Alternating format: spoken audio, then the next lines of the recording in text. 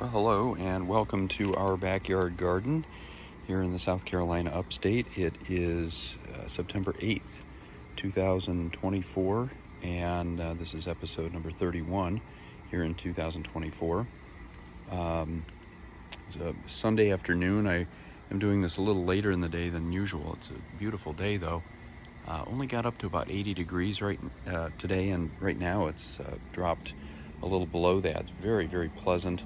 A little tiny bit of a breeze, and just an ideal time to be out here looking at the garden. So we'll start off here on the side of our yard with the cleome. Interesting thing about these cleome, I've been talking about these all summer long, and some of these got started in the early spring with the first flowers coming out in June, and a lot of those are done now for the year. Like the ones down here, you can see that they have largely died off and gone to seed, whereas the others are still coming out, the ones that I was just showing you, and they are blooming very nicely. One nice thing about coming out here in the later afternoon, now that the sun has passed, they start to perk up a little bit. They don't particularly like the sun when it's out in the midday, and they don't look so good about noon or early afternoon, but now it's about 6 p.m.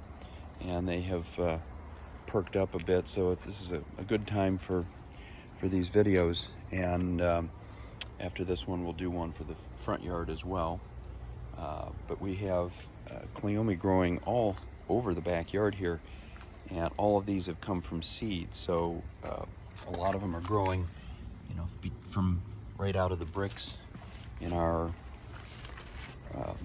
fire pit here, or out of the driveway, or out of the concrete walkway. In fact, this one up here is going all over the place. It's a huge stalk, more than an inch wide, and it's just growing right up out of the concrete. So really, these are great flowers to have. They're easy to grow and maintain. You really don't have to do much of anything other than make sure that they get enough water. They will grow just about anywhere, and once they seed themselves, you'll have flowers for years to come, as we have here. Also back in this area we have our morning glories. Not much to see here other than the vines, and they have kind of spread all over this area. It's really a prolific vine. In the morning we have some nice blue flowers, but at this time of the day we're not really seeing much of anything. We have some daisies here which have not bloomed yet, but they will before too long, and we'll get some more color here in the fall. I'm going to go kind of backwards around the yard this time. Start off over here with all of these zinnias. These are all from seed. It looks like a forest back in here, and you can see all the different colors and different morphology, as I talk about frequently. A lot of these flowers, all from the same batch, have just one layer of petals, and then you have others that have 3 or 4, and some of these others that are more compact and have 7 or 8 layers, almost like a little ball. It's really interesting to see that, and then all the different colors as well. It's kind of fascinating thing with zinnias. And again, they're very low maintenance. You pretty much get the seeds to sprout and get them in the ground, and they will do very, very well. These particular ones are about 4 to 5 feet in height, and they will continue to bloom probably for another month or so until the weather gets significantly cooler. But we're going to be having high temperatures in the 80s all of this coming week, so it's not things are not going to be slowing down anytime soon. Now here's the climbing rose. This is all one plant.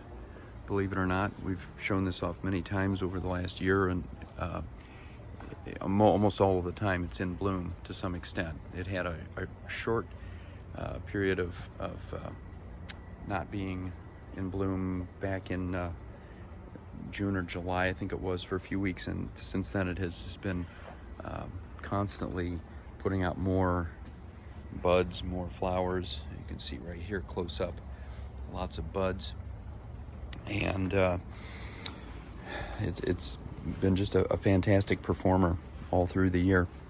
Now here we have tomatoes growing back here amongst everything else, and they're not as prolific as they were the past couple of years, but I don't really care because the fruit that they are putting out are really nice, like these. Now this one had already been eaten, so we'll just toss that back in there, but these are really nice edible tomatoes. Let's see if we find any others. More zinnias through here. This is largely a spring bed. We have lilacs back in here. We have a lot of Asiatic and Oriental lilies and other things that have bloomed in the spring. But right now, it's pretty much just zinnias and that, and the tomatoes, of course, and the climbing rose. One exception, though, is interesting. This clematis. This is normally a spring vine that grows up amongst a lot of other plants, and for some reason it's blooming now, and that does happen sometimes. Things sometimes get off their normal schedule for one reason or another. We've got some vinca growing here along the edge. They're kind of being taken over or obscured a bit by these weeds. Don't know exactly what the weeds are, but they are growing with reckless abandon. We were trying to pull them out for a while. We've gotten to a point now after Labor Day. We figure there's not much point in trying to knock ourselves out, to kill them, and they're so overwhelming that they, just try to spray for them. It would kill off the vinca that are down in the middle of all this. You've got healthy vinca through here, and I don't want to kill those off. So it's kind of a no-win situation, and we just sort of deal with it. Another tomato here. It's got a bit of activity going on, some flowers, so we'll have a few more tomatoes. I see some fruit there. Got a big marigold that we grew from seed. This is doing really nicely.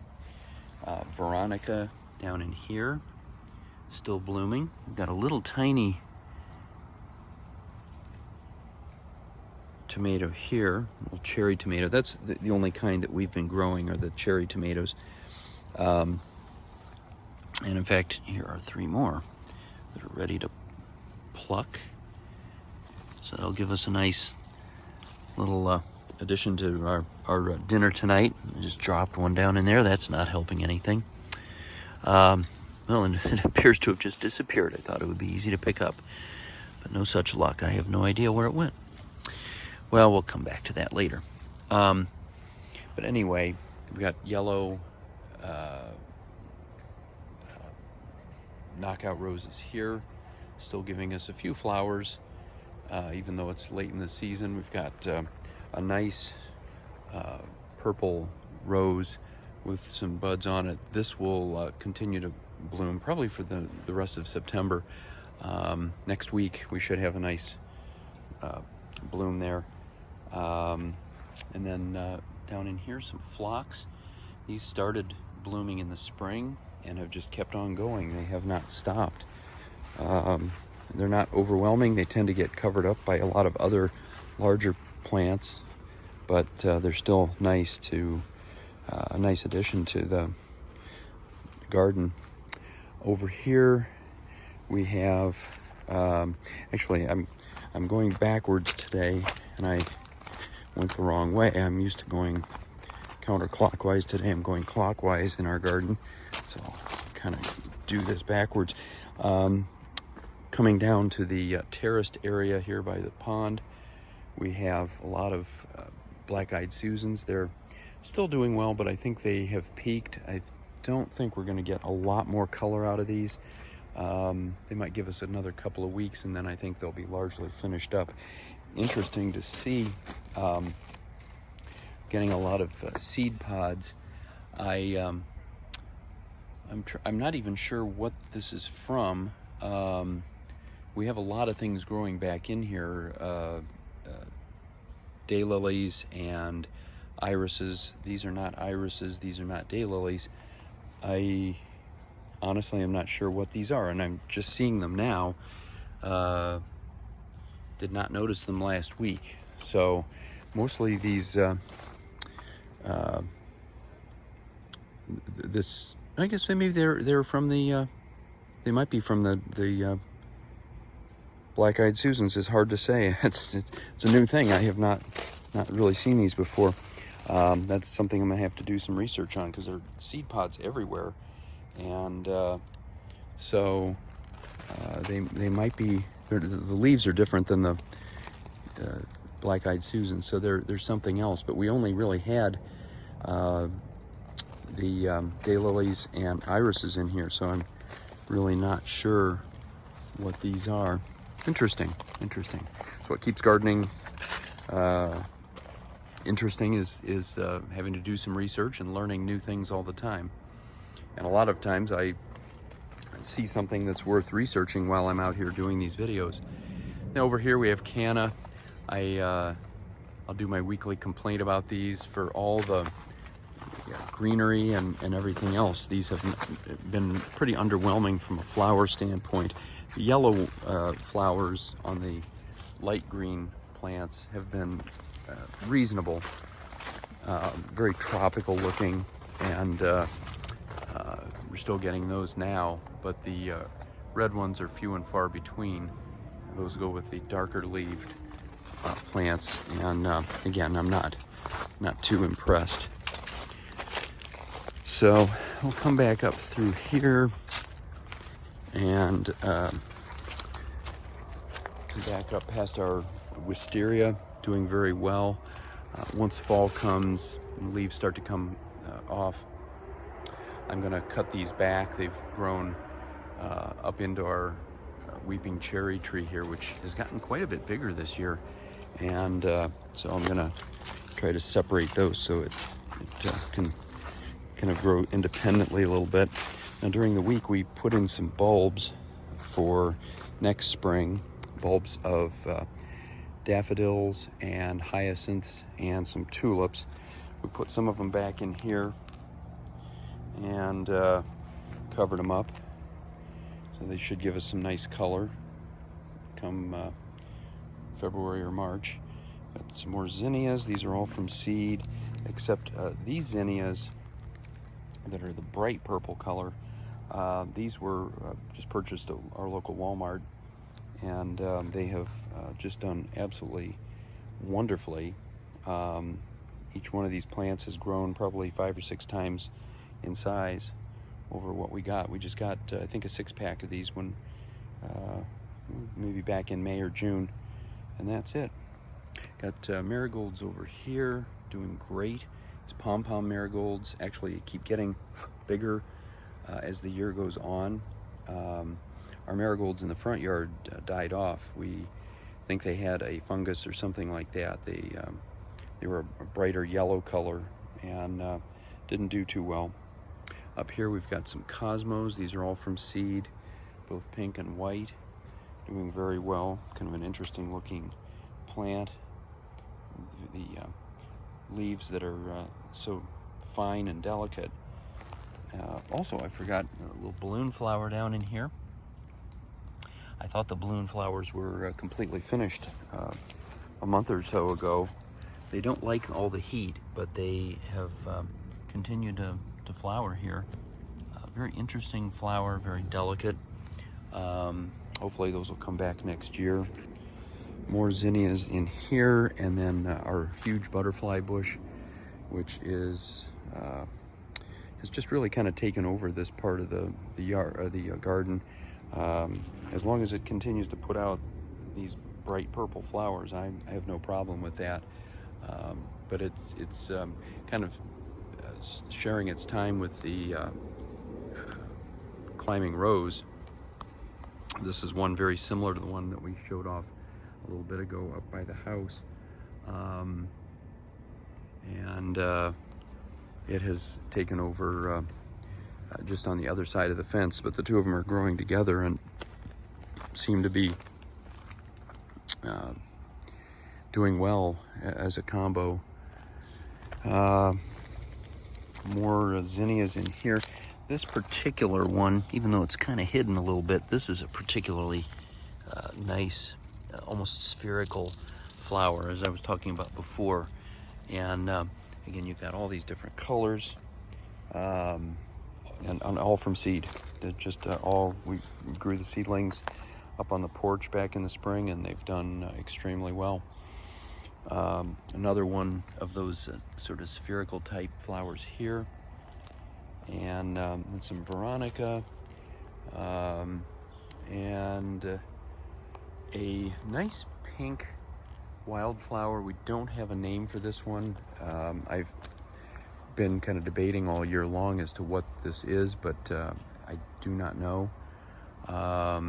But it has come back every year, and it keeps getting bigger and bigger. So it's been a nice addition back here. This is our cottage garden area. We have a lot of things growing together, and sometimes it's hard to tell where one plant stops and the other starts. We've got some more clematis here that are growing in the fall, both pink and white blooms up here. Not in large numbers like we see in the spring typically, but they're still doing very, very well. These vinca are all from seed. These have done extremely well. These are probably the most prolific ones that we have in the garden, both white and the lavender color. And then this purple plant, I don't have a name for it, but it appears to be related to spiderwort, and typically it flowers in the mornings. So by the afternoon, there's not much to see on that, but it's doing very well. And here we have some close-up views of our climbing roses, doing absolutely great. And then as we come over here, our one of our many zinnias. This one's more of a blood red color. It has actually two shades of red, a darker, almost sort of magenta red, and then the bright, almost scarlet red on the same plant. Another one of these wildflowers over in here, very similar to the one on the other side. Don't know the name of it, but it's doing very well. Here we have our hibiscus. This has put out a lot of flowers, but the plant itself has not done especially well. I feel like it's being eaten by something, but this is an area where we've had a beaver problem. If you've checked out any of our other videos this year, we had a big beaver problem about 2 months ago with this knockout rose. This has been traditionally the biggest rose in our yard, and it was about 8 feet tall and about 8 feet wide.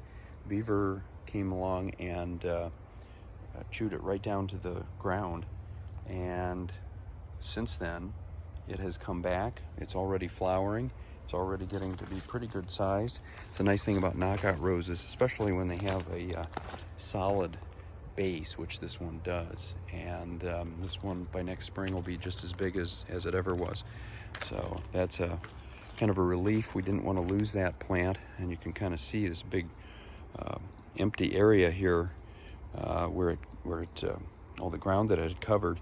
We do have some irises trying to come up in that space, but by next spring they'll be covered over. You probably won't get much growth out of those. Over in here, and this area is largely finished for the season, but I will say we're still getting some flowers out of our azaleas.